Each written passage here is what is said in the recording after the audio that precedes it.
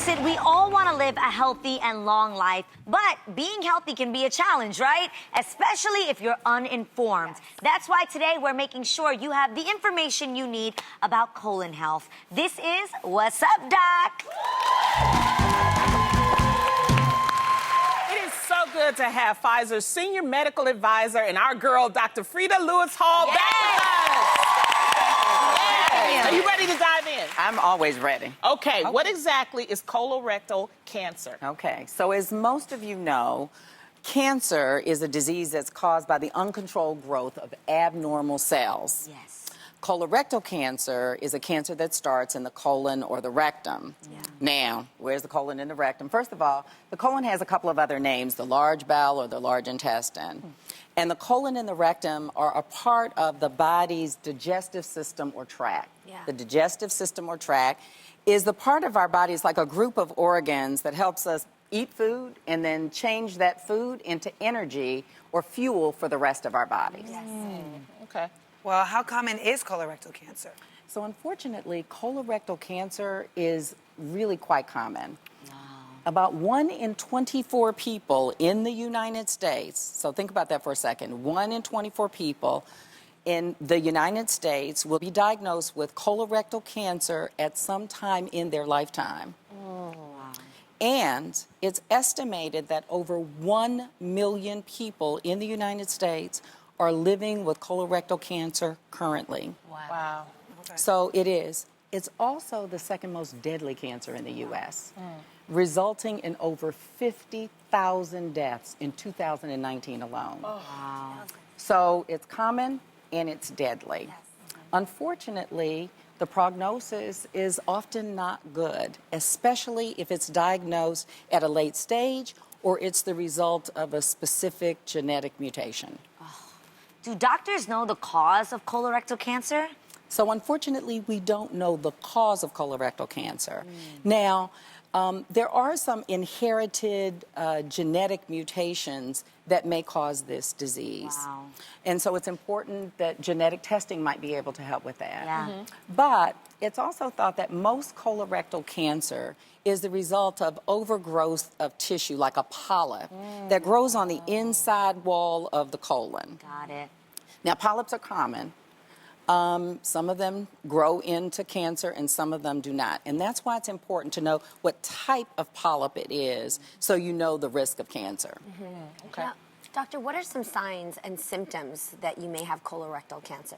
So this is a tricky part of colorectal cancer because in most cases there are no symptoms. Oh, wow. Until the disease is advanced. Oh. And that is why it is so very important to have screening regularly, especially for people who are at risk. Yes. Okay? So there are some things to look out for. So let me just say that. Let us now, know. these are not specific to colorectal cancer. So if you have one, don't panic. Don't panic. Yeah, okay. Okay, so they're not specific to colorectal cancer, but they are things that you should look out for. Okay. So some of the symptoms include changes in your bowel movement, blood in your stool. Oh, yeah. Okay, I know. Stomach pains, aches, or cramps that just don't go away. Weakness and fatigue, and also unintended or unexplained weight loss. Oh, wow. So who exactly is at risk? So let me divide the risks into two pieces. Okay. One are risks that you can't control. Yeah. The other are risks that you might have some control over. Okay. Okay? So the ones that you can't control first, age. So, yeah, I know. I wish I could control it, but I can't. So the risk of colorectal cancer increases as you get older. It's most common in people over the age of 50. Now, younger people can get it. That's important to know. In fact, there's some interesting data. In the United States, colorectal cancer has continued to increase in the past decade for people under the age of 50. And younger adults present with more advanced disease. So age matters. Okay. History matters. Personal history, like having an inflammatory bowel disease, increases your risk. Personal history or family history of colorectal polyps or colorectal cancer increases your risk. So history matters. So lastly, your racial or ethnic background, specifically if you're African American, your risk of developing colorectal cancer is higher than non-Hispanic whites in the United States. So the incidence of colorectal cancer is approximately 20% higher in African Americans than in whites. Wow. Okay, so those are some of the things that you don't have control over. Right.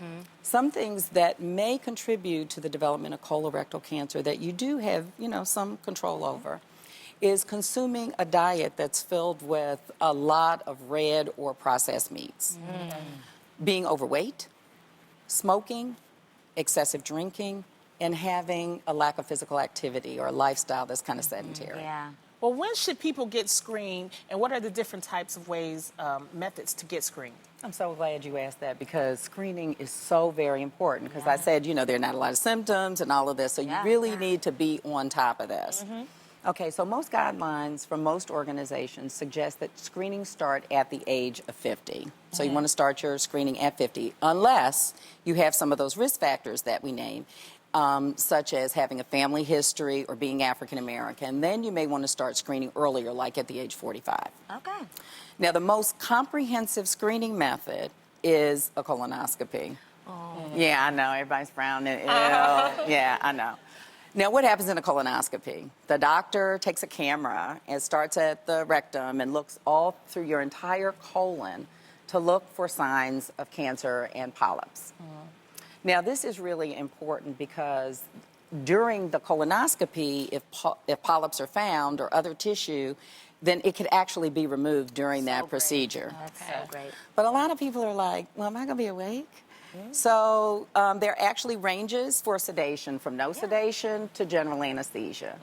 People are also like, what about that prep? I was waiting for you to say that. Yes. So what about that prep? Yeah. Well, prep may be inconvenient, but it's so very important because the prep makes sure that the doctor can get a clear view because the colon is cleaned out. Right. So, if you think about it, this is a really important part of it. We can make it happen. Prep or your life. Exactly. Yeah. It's okay to prep. So it's especially okay to prep. Yeah. So another option is stool paste tests. These are ones that often happen at home, right? So you give a stool sample, and it goes away to get analyzed. So these can often happen at home, so they're less invasive, less inconvenient. However, you really can't see the polyps, and sometimes they miss some of the specific cancers. Got it. So if you have an abnormal test, then you would probably go on to have a colonoscopy afterwards. Okay. So, again, I understand that some people are put off by the inconvenience, and it just sounds a little, I don't know, yucky. That's a medical word, I guess. But I can't emphasize enough that it is really a small price to pay, given that it could potentially save your life. Exactly. So, like most other cancers, with colorectal cancer, early detection gives you the best chance for successful treatment. So Okay. great. Thank you so much, Dr. Freda. Thank you. So wise. We always love when you stop by and chat with us. Make sure you all visit Dr. Freda's website, gethealthystayhealthy.com. It's a great resource. And for more information, please head on over to thereal.com. We have to take a quick break. We'll be right back with more of The Real.